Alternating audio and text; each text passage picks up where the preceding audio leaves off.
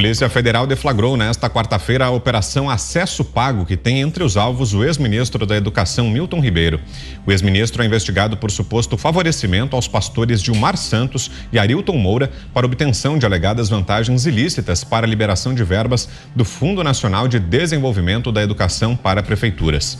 O inquérito contra os acusados foi aberto depois do vazamento de áudios, em março, em que Ribeiro dizia repassar verbas a municípios indicados por um dos reverendos. Na época, o prefeito Gilberto Braga, da cidade de Luiz Domingues, no Maranhão, disse que Arilton pediu R$15 mil adiantados para protocolar demandas e 1 quilo de ouro. Assim que o áudio foi vazado, o presidente Jair Bolsonaro determinou que a Controladoria Geral da União apurasse os fatos com acompanhamento da Polícia Federal e que Milton Ribeiro fosse exonerado do cargo. O chefe do executivo ainda realocou o servidor da CGU, Vitor Godoy, para assumir a titularidade da pasta e facilitar as investigações.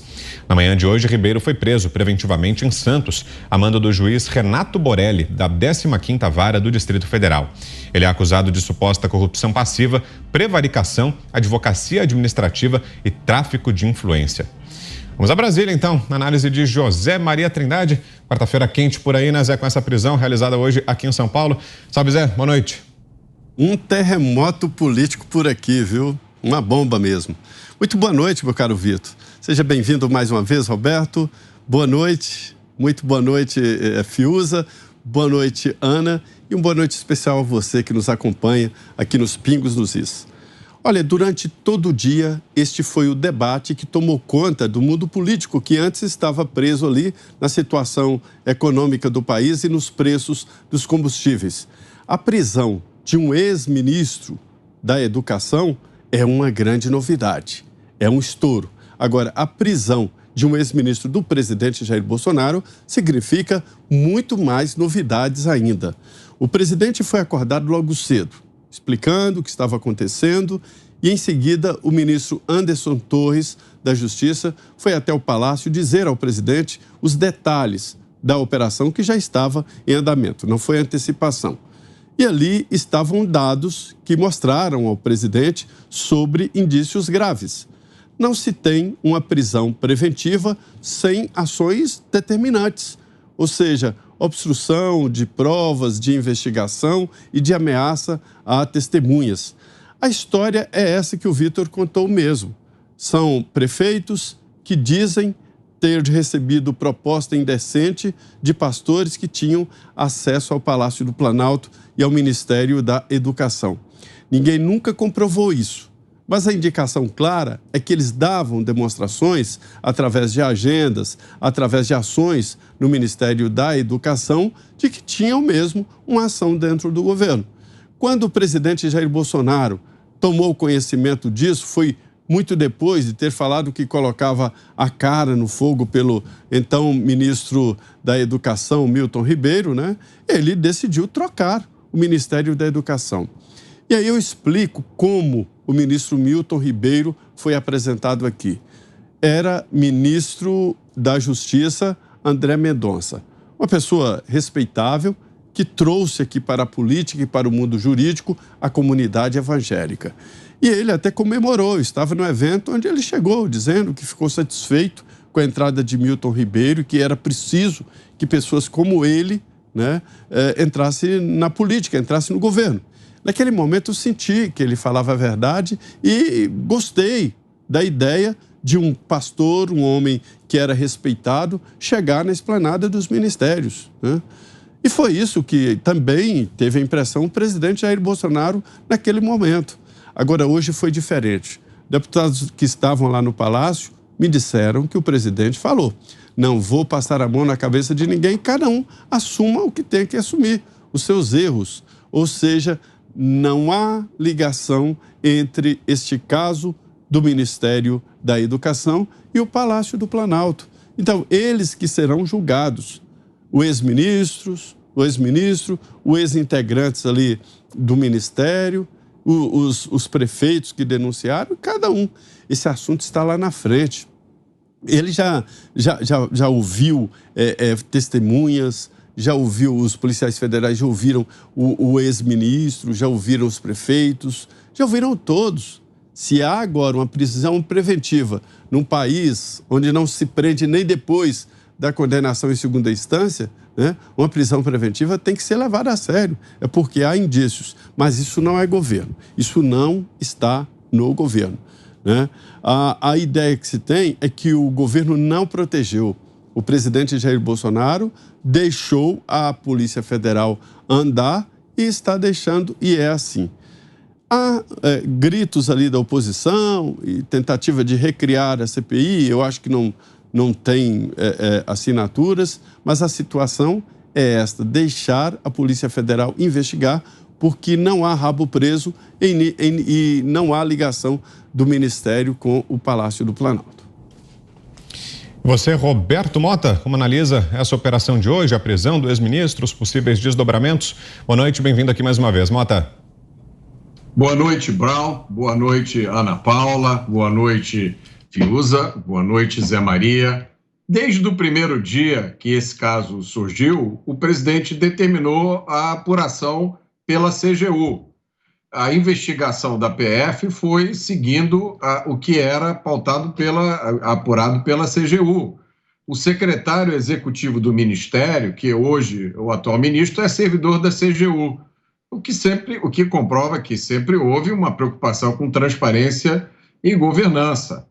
Agora, começa mais uma tentativa de colar no presidente Jair Bolsonaro a acusação de corrupção, né? A exploração do fato e a festa política da esquerda e até, não surpreende ninguém, de grande parte da mídia, é óbvia. Eu estava vendo agora há pouco uma manchete de um dos jornais que já foi dos mais respeitados do Brasil, aqui do Rio de Janeiro. E olha a manchete. Após dizer, boto a cara no fogo, Bolsonaro rifa ex-ministro preso. Rifa. Olha a manchete de um grande jornal. Como disse o Constantino, agora há pouco, Rodrigo Constantino, a esquerda está seguindo aquela linha do duplo pensar. Eles estão dizendo o seguinte: como o ministro foi preso, ele deve ser culpado. Como o Lula foi solto, ele é inocente. Não é nenhuma coisa nem outra. Lula foi condenado em todas as instâncias da justiça brasileira, pelo caso do triplex, pelo caso do sítio e outras cocitas mais.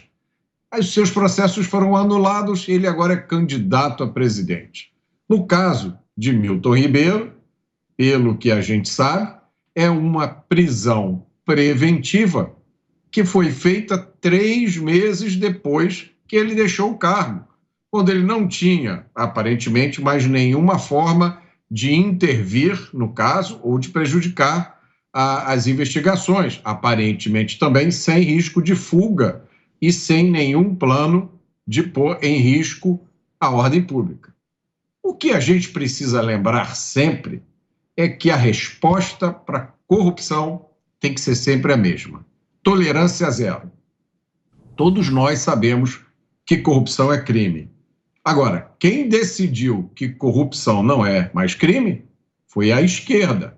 A esquerda que agora solta foguete, porque acha que vai ser bem sucedida na tentativa de colar o que lhe pertence, que é a pecha da corrupção, no governo Bolsonaro. Vamos acompanhar os próximos capítulos. Queremos ouvi-la também. Ana Paula Henkel, hoje mais uma vez com a gente aqui no nosso estúdio em São Paulo. Tudo bem, Ana? Boa noite. Boa noite, Vitor. Boa noite, Zé, Mota, querido Fiuza. Boa noite à nossa audiência maravilhosa.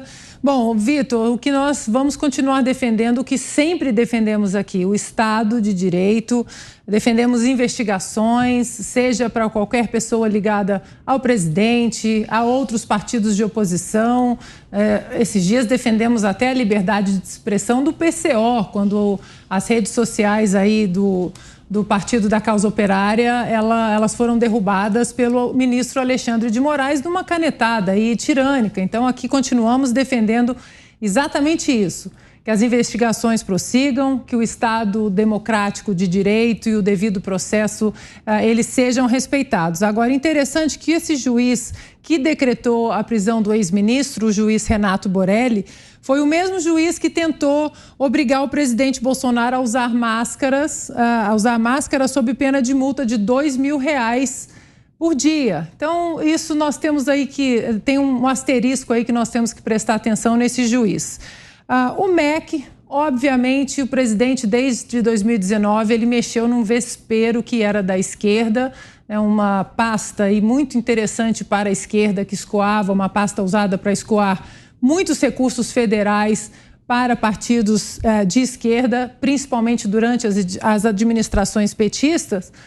E é um debate também que devemos até prosseguir além do ex-ministro Milton Ribeiro.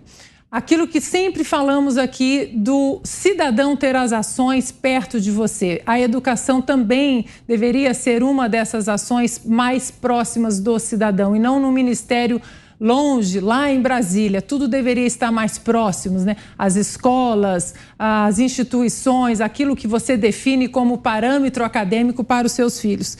E para finalizar, Vitor, onde está a tal interferência do presidente Bolsonaro na Polícia Federal, que inclusive o ex-ministro da Justiça, Sérgio Moro, acusou que o presidente estaria interferindo? Está aí. Onde está a tal interferência que virou manchete em tantos jornais? A análise agora é do Guilherme Fiuza. Boa noite, Fiuza. Boa noite, Vitor Brown, Zé Maria Trindade, Roberto Mota, Ana Paula Henkel. Um abraço ao mestre Augusto Nunes. Boa noite a todos. A gente, acho que a essa altura, independentemente do desfecho das investigações, a gente pode concluir que não foi uma boa escolha do presidente Bolsonaro para o Ministério da Educação. E a gente também pode concluir que nesta pasta o presidente não teve sucesso, né, no seu primeiro mandato. Então, não sabemos se vai haver no segundo ou não, ele é candidato à reeleição. Então, nós assinalamos aqui constantemente, porque existe uma moda, né, existe um desvio, né, um fetiche aí de boa parte da imprensa, de uma intelectualidade, do antibolsonarismo histérico, inventam coisa e tal. E a gente aqui assinala os acertos, assinala as escolhas positivas no primeiro escalão, são várias, política econômica, não vou enumerar aqui, né? Agora, na educação não foi bem o governo, a gente, né, é a minha impressão pelo menos, foram algumas tentativas, de fato, como assinalou a Ana, isso aí virou um antro, né, de proselitismo, de demagogia, de panfletagem, o sistema educacional brasileiro de cima a baixo, contaminado por interesses particulares que se dizem ideológicos e tal. Um parasitismo, não é fácil, acho que o presidente tem o mérito de ter tentado enfrentar, em alguma medida, você vê ali na elaboração do Enem, tenho a impressão de que conseguiu avanços, né? As provas do Enem estavam virando uma cartilha vergonhosa, de ignorância, de falsa afetação de virtudes, um negócio terrível mesmo. Houve alguns avanços, mas uma pasta conturbada, e agora temos aí esse desfecho. Acho que temos que observar também uma característica dessa escolha. Se houve da parte do presidente aí, né, uma parte do critério foi a representatividade religiosa do ex-ministro Milton Ribeiro, e se as investigações confirmarem esse tipo de favorecimento, então foi um critério que deu errado. Então é isso, é um critério que não é impróprio, mas ele é arriscado. Porque, né, se você está observando ali a questão por um aspecto de base política, de representatividade de uma parte da população, etc., você também pode levar junto uma máquina, uma estrutura viciada, né? A gente não sabe, a gente está vendo, mas as denúncias são disso aí. E aí isso é uma oportunidade também para a gente separar.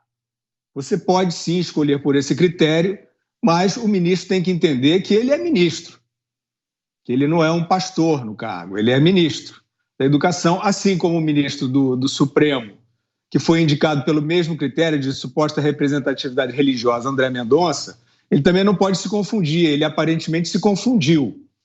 Quando ele foi explicar lá o voto dele, no caso do Daniel Silveira, ele disse, não, como ministro eu acho uma coisa, mas como cristão, etc., ele está enganado. Não existe essa distinção. Ele ali, julgando um processo, ele é um ministro do Supremo Tribunal Federal. A patente, a representatividade religiosa, ou o que seja, não está em jogo. Ele vai levar ali as suas convicções e os seus valores. Então, é um momento também de se avaliar esse tipo de critério, mas é isso. No MEC não deu certo, né, no geral, né, majoritariamente acho que foi mais problema do que solução nesse primeiro mandato. E, para concluir, na parte vergonhosa, já citamos aqui as outras, mas a parte vergonhosa de fechamento de escolas com falsos critérios sanitários, que já estão levando aí a problemas de lacunas, de perdas pedagógicas, e o que se fez nas universidades, o que se fez nas escolas pelo Brasil inteiro.